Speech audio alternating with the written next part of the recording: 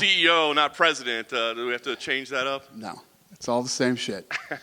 Amazing night. I think you said best of the season. I mean, just give us your overall thoughts. It did seem like just every fight was incredible tonight. Yeah. I think that the first fight of the night set the tone. When you see a fight like that and you're in the back watching, you're like, oh, shit. You know what I mean? That's why to be the main event, guys, ton of pressure. I mean, every fight tonight was awesome. I don't even know what to say other than it was an amazing day. You mentioned it, the main event, Jaime, like you said, it was impossible to live up to everything that was there. And giving him a contract, I mean, did you have any concerns or did you say, yeah, the guy deserves it? It was almost just like, how do I turn anybody down tonight? No, it's not. Listen, I'll turn people down in a minute. I think that this kid is 24 years old. He obviously looked like the more experienced fighter, fought a tough, durable kid, and looked good everywhere he went. You know what I mean? A couple of times I thought he had him hurt and went to the ground with him. And I was like, oh, he's going to, but he beat the shit out of him on the ground. I mean, he literally was trying to finish him the whole time on the ground. Never once did that kid not try to finish that fight. And I thought he looked damn good doing it, especially for a kid that's only 24 years old. You know how I am with the younger guys. Maybe he needs more experience. I didn't think so. Thought that this kid grinded out a technical, impressive win. And if the rest of the show didn't fight like absolute maniacs tonight, that would have been a great fight. It looked more impressive at that point. Yeah. Does he need to change the tattoo on his neck? Are you going to get him to get that to a UFC? He could turn that F into a U. It wouldn't take too long. As you said, Jonathan, Brazilian heavyweight, massive KO. Easy call, right? I mean, yep. Nothing to that. Everything was an easy call tonight. I mean, there was nothing about any performance tonight that didn't make me, and I gave Tanner his win money. Patricia got her win money. AJ's getting his win money. It was an amazing night. You mentioned all three of those getting win money. Did you consider any losers getting contracts tonight? Because we were kind of talking about that tonight. Some of those fights were so insane. No, I think that, all of these kids are, this guy's not a kid. He's 31 years old, this Tanner guy, but he goes out and, he gets another win. Definitely look at this kid. And again, he's a kid you would definitely bring in, if somebody fell out or something like that. You know what you're going to get with this kid. Tanner wants to win. This guy wants to win. I love people that show up and show you that they're here to win. You mentioned Jonathan's kickboxing record as well. It seems like we're getting a lot of kickboxers coming in lately. Do you credit that to Israel Adesanya and the success he had? Or why do you think we're seeing more of these former Glory guys or former, that are saying, I want to do MMA now? Money.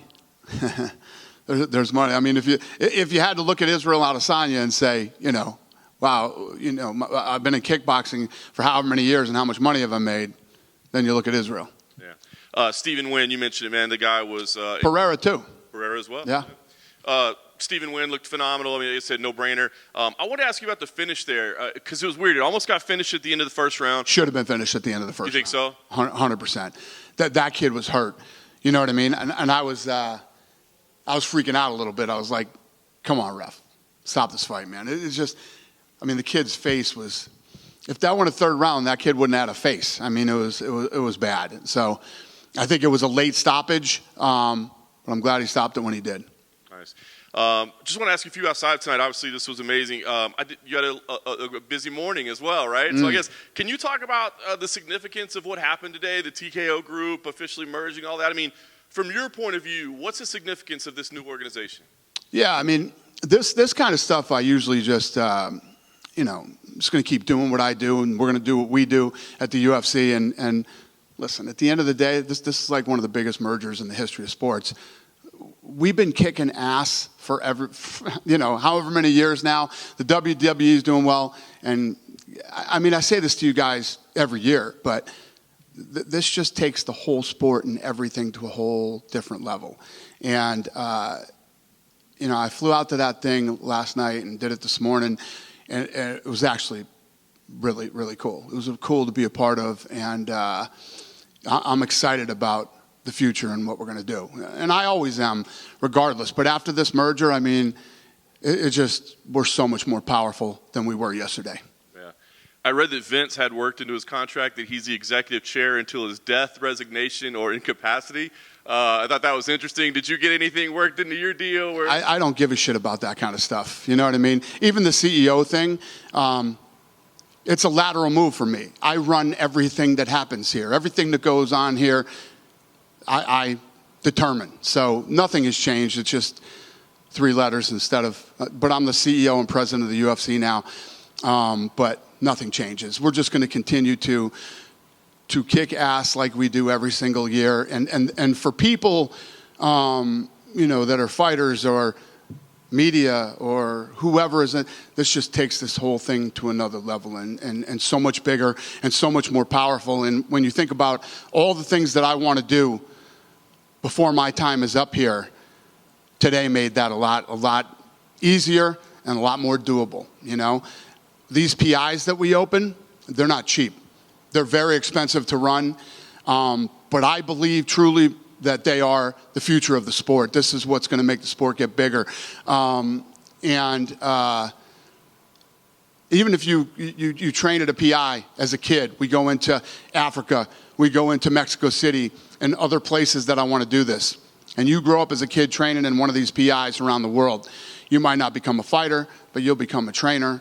Or, you will have something to do with the sport and touch the sport in some way to help it grow. Yeah. You used to never say before my time is up, and now you've started to say that a little bit more. Well, I'm 54 years old. I mean, I never said my time was up when I was 40, and you know what I mean? When I look at somebody's posts, everybody's talking about how fucking old I look. I am fucking old. That's how this works. I'm older today than I fucking was yesterday. That's how it works. But I feel like I'm fucking 25 again. I've been taking my health serious. I feel great. And, when you start talking about my time is up here, the last 20 years have gone by like this. How fast are the next 20 going to go? So there's still a lot of work to do. And, today was a really, really big day for the sport. That's awesome. Last couple ones for me. I wanted to ask you about Australia. Sean Strickland came in after you did at the post-fight press conference. And he's like, boy, I bet Dana and Hunter are saying, we messed up here. What do we got this guy as a UFC champion? So Sean is obviously an interesting character. It carries himself in an interesting way. What do you think about him representing the brand and carrying the UFC belt around? Listen, it is what it is. We obviously put him in that position, and he went in and delivered and won the fight. And he's the champ now. So, We knew, you know what you're getting when you get him. This is no surprise, no shock. Good for him. He went. You could tell that night after that first round. I mean, he would go back to his corner and maybe listen to his corner for 15 seconds, and that was it. He was up and ready to go. He felt it. He felt he was going to win that night. It was awesome to see his body language. Last thing, you were asked about a rematch. You said, that sounds right. But you got, Drickus out there saying, hey, what about me? You got Hamzat and Costa coming up in Abu Dhabi. You had Jared Cannonier there as a backup. So all those seem like viable options. Are you considering all those, or do you still feel like the fight to make is the rematch? Well, I think if you remember that night, people said, well, what do you think? You think it's a rematch? I said, yeah, the rematch sounds great. Never did I say. I saw the stupid fucking shit that was written, by all these stupid fucking websites. Never once did I say, yes, we're going to fucking do this rematch. I said, no, the rematch, we'll see what happens. There's obviously lots of options out there, and we'll see what happens. But yes, I'm still not opposed to an Israel rematch. We'll see how it goes. Hi, Dana. Hey. I want to ask a little bit. I know the narrative with Sean is always like, what's he going to say? What's he going to do? But when he won the title, his post-fight speech was very moving, very inspirational. Is there a side of Sean that we aren't seeing and maybe we're starting to see? I agree. I think that, 2 weeks before that, we were in Boston. And I asked the media, there were 70 media members at the press conference, how many people thought that was going to be the outcome? And one guy raised his hand out of 70 media. If I had done that in Australia, nobody would raise their hand, and if they did, they'd be lying. So I think that going into that fight, Strickland knew he was a huge underdog in that fight, and I think that him winning the title was super emotional for him. And once he got time to get back and let it sink in, and he showed up to the press conference, he was Sean Strickland again. But yeah, I mean, I think it was a cool moment for him where he realized that no matter how crazy he talks and all the things that he says, all the hard work and dedication he put into this sport, you know, he reached it that night. He did what nobody thought he could do. The odds makers had him a 7-1 underdog. He went out and he did it. And, you know, even when you're sitting there, I'm sure he was sitting there waiting for this, you know, am I going to get fucked by the judges? Are they going to give it to Izzy? We're in Australia. And once it came out that he was the winner and he was the new world champion, you know, we all saw a side to him that we'd never seen before. It was cool. And on that note, do you think that maybe there's too much attention being paid to Izzy's poor performance and not enough towards Sean's good performance? No, I think there's two sides to that. Listen, Izzy did not look good that night.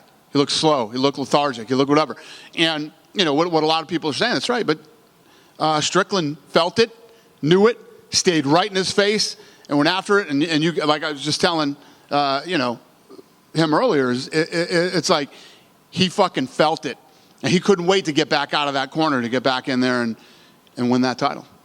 And I've got to ask a McGregor question. I'm sure you're sick and tired of answering these questions. But here's the other thing too. When you have a champion that's been as dominant and as good as Israel has, it's normal to when they lose to say, "Wow, he didn't look right tonight," and all that good shit. Conor McGregor. He called out Alexander Volkanovski, and he also said he'd like to fight at 185. I'm wondering which one of those options is more likely to happen. I have no clue. We'll see. Listen, when Conor is back and we announce that Conor is fighting, we'll look at the landscape, see who's around, what's going on, and we'll figure out who he's going to fight next. So are you saying it's probably maybe not? I'm not saying a fucking thing, because every jackass fucking website will be writing dumb shit tomorrow that I didn't say, as usual. Thank you. Yep.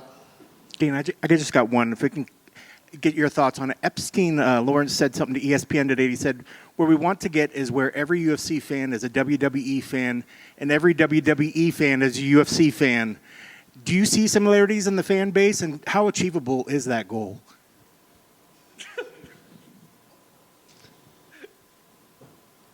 Lawrence, I love you. One of the dumbest statements of all time. Yeah, I don't know why he said that. I don't even know what to say to that. No. There's some crossover. Some people like WWE, some people like UFC, some people like both. I don't think there's ever going to be a day where we turn every UFC fan into a WWE fan or every WWE fan. What's beautiful about the synergy between these two fan bases is they are very completely opposite. You know, there's very little crossover. And again, maybe he was misquoted.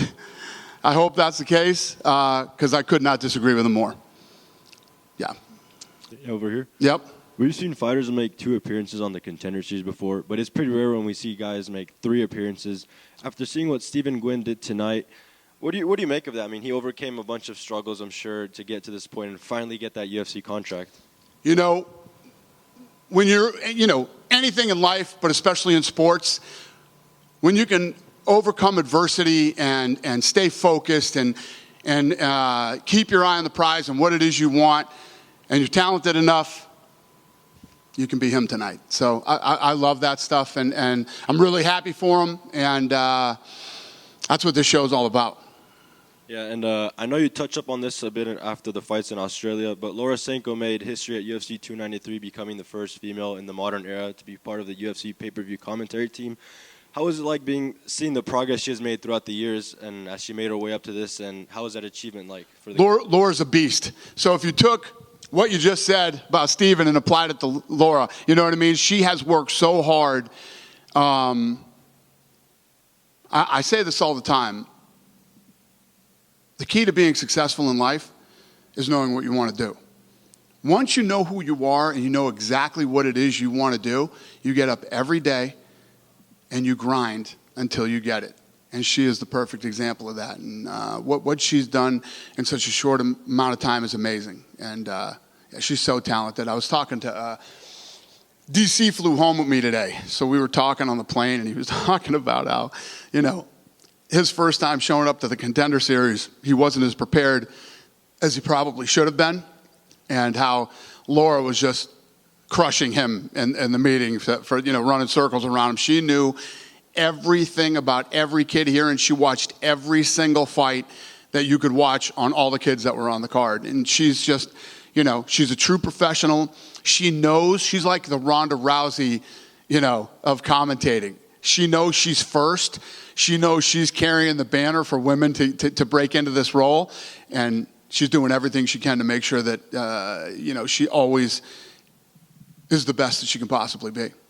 Would you say she's like one of the future stables of a UFC pay-per-view commentary team?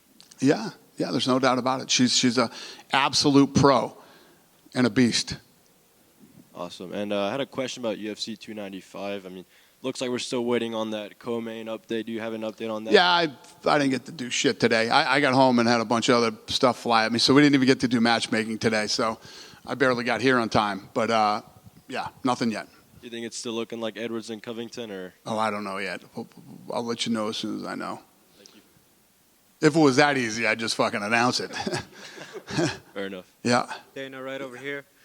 Dana, I was wondering, as a Vegas local, as someone who runs a sports company, I just wanted your reaction to what's going on. A lot of the casinos, you can't bet. A bunch of machines are down. Just what's your reaction to seeing it happen in the city? Oh, I didn't even know that. Why? What's wrong? Cyber attacks. Huh? Cyber attack? Yeah. On MGM? MGM. Yeah, like room keys not working, games not working. I had no idea. I've been kind of busy lately. I haven't been paying attention to other guys' businesses, but yeah, that's weird. And then I want to ask Alexa Grasso, obviously fighting this Saturday. She had talked about it. She hopes the Independence Day card becomes an annual thing. Obviously, fans are still hoping for an event in Mexico. I just want to know, fans will say, hey, not as many Mexican champions. Is it still a priority to the UFC? Just what is your response about going back to the market and, just that for those fans? I would say that those fans that are saying that must not be reading or listening to anything that I'm saying. I've been beating the Mexico drum now for months. I literally switched everything around so that we could do this fight on Mexican Independence Day.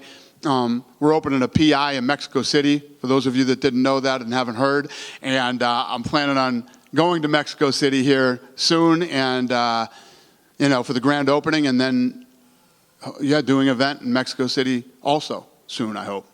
Thank you. Yeah. Could not be more invested in Mexico than I am right now. Dana, over here. Yep.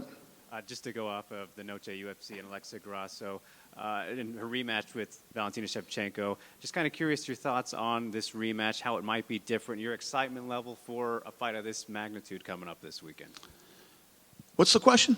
Just your thoughts on kind of the main event this week. Well, I love it. I made it. Well, how different it might be. It's a very unique rematch. Valentina coming Yeah. first loss at flyweight. You're talking about the number one pound-for-pound fighter in the world for females, the first ever female Mexican world champion, taking on one of the greatest female fighters ever, one of the greatest fighters of all time. She already beat her once, so the rematch is fucking awesome and very exciting for that division, and obviously very exciting for Mexico. Yeah, and I think it does speak a lot about the division, how far it's come in the last couple of years. It's maybe starting off a little bit slow, but I'm curious where you would rank flyweight for the women right now amongst, the women's divisions you have. Do you think it's become the best one at this point?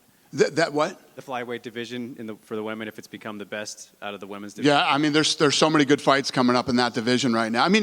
Realistically, if you look at all the divisions right now, there's some good fights. Okay, there's a lot of good stuff.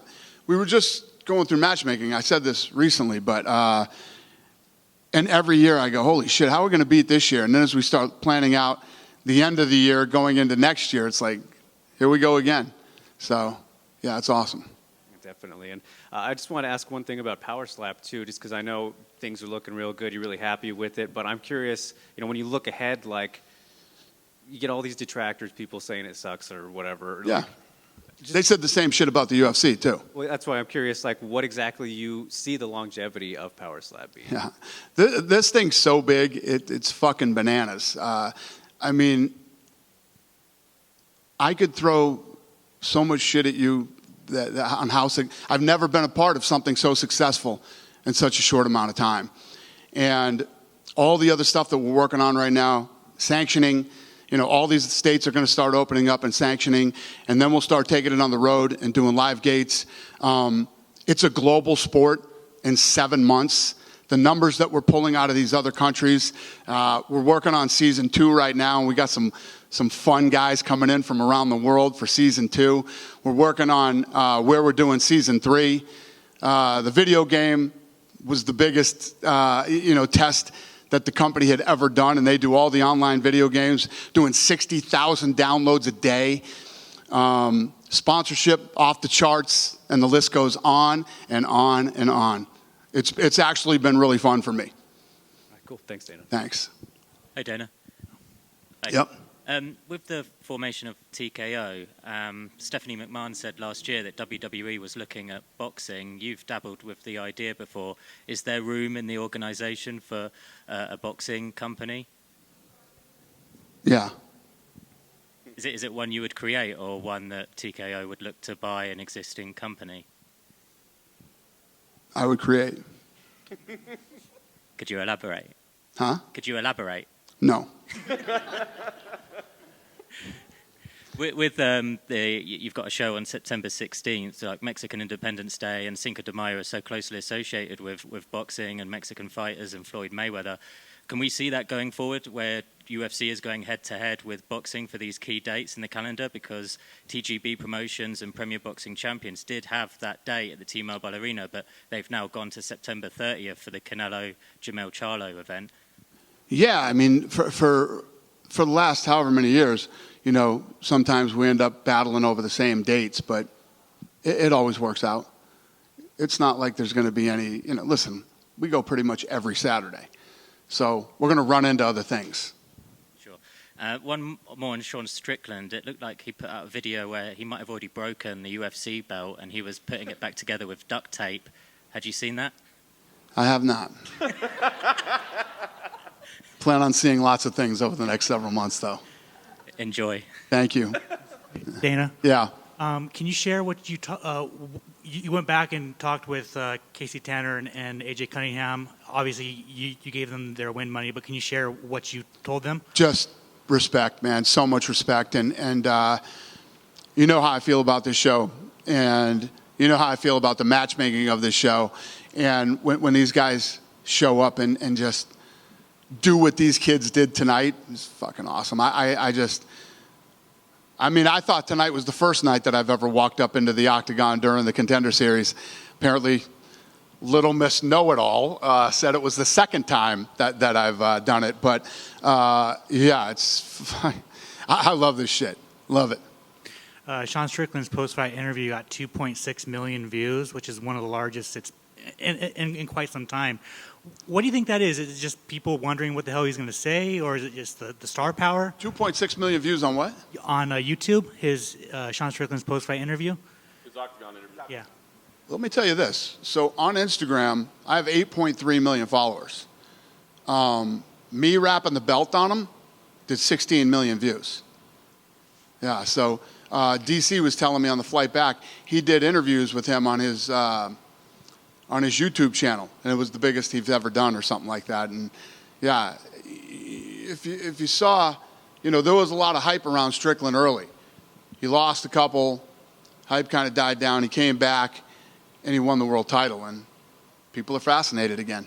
Do you think it's just people are wondering what the hell is going to come out of his mouth, or is it star power? I don't know. I just think I think people love an underdog. He was such a big underdog in that fight. He came out and won, and like she was saying earlier, people are like, "Oh, don't take away the fact that Strickland won the fight." And yeah, good for him. I love that shit. I love the support he's getting. It's great. Were you surprised that Israel Adesanya didn't speak at the press conference? He came in, said something, and then dipped? Yeah, so I asked him, I told you guys that night, I asked him in the octagon, I said, "You okay?" He said, "I'll talk to you later." I bumped into him in the back, and he told me about as much as he told you. So, yeah, it was strange. And then finally, was there any communication to try and get Cain Velasquez at the event this weekend? Was there any what? Was there any communication of trying to get Cain Velasquez at the Noche UFC event this weekend? I don't think so. Cain was in town. We just shot something recently, and he was here. I don't know if he's still here. Or, yeah, I have no idea. Thank you. Yeah. Well, UFC Noche. Well, look who flew in for the Contender right? Series. Yeah, I'm actually leaving right afterwards. Oh, yeah. For tonight. In terms of UFC Noche, is that going to be an annual event? Like, are you going to book the arena every year for that particular date? Well, the question is, do we continue to do that date? Do we do Cinco de Mayo? Do we bounce around? I don't know yet. This is our first one. We'll see how this year plays out as far as Mexico goes, and I don't know. We'll go from there. Have you heard anything in terms of people coming in for the event from Mexico? Have I heard the people? Like in terms of the numbers, is it going to be a massive amount of people that are coming in specifically for the event? I have no idea. I would assume that there are lots of Mexicans coming to the event on the Yeah, I would imagine. I don't have a tally of how many are coming over to see the fight, though. You guys keep good metrics. And last one for you. You mentioned kickboxing and kickboxers coming over to do MMA because there's more money and more lucrative. Every time you come up with, doing boxing events, why not just go right into kickboxing? There seems to be much less of a barrier of entry here in North America. And we often see fans, when there's a lot of grappling involved in MMA, they kind of rip it and they want to see action fights and striking. And when you watch Glory Kickboxing, K1, the action is unreal. Why not delve into that area where there's, again, a bit less of a barrier of entry, less sanctions, etc.? It never worked. Never worked. For whatever reason, kickboxing never worked. So back in the 80s, when I was a kid, I was a huge boxing fan. And kickboxing used to be on ESPN. They used to call it the kick of the 80s. And then it was going to be the something of the 90s. And then we went into the 2000s. And, it never took off. Tell me the last time you saw a big kickboxing match. And there's been plenty of big fights with big kickboxers that's pulled big gates. And the world cared. And everybody wanted to tune in. It's never happened since the 80s. Yeah, just in the Netherlands, they have the big events every. Huh? Big event every. In the Netherlands, they have Glory Collision. It seems to do really well, but I just feel like it has never really been properly promoted in North How America. well though? Lots of guys tried to do it. Lots of people. It was on ESPN when ESPN was the biggest, fucking most powerful, sports network on cable, and it didn't have all the competition that it has now. And it just never worked. And yeah, I know it's like saying, when you say, it did well in the Netherlands, it's like saying Muay Thai did great in Thailand. It's like, okay, but it doesn't translate to the rest of the world.